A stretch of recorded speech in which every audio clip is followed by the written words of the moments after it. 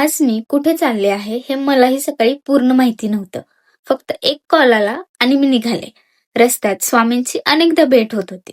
जणू काही तेच मला योग्य दिशेने नेत होते. दिवसभराचा प्रवास सुरू होता. धाराशिवचं स्टँड, बसचं तिकीट आणि गर्दीने भरलेली बस. पण त्या गर्दीतही एका काकूंनी मला बसायला जागा दिली. कधी कधी अनोळखी माणसंही दिवस सुंदर करून जातात. मनात थोडी भीती होती, कारण मी एका सिरीजच्या शूटसाठी जात होते.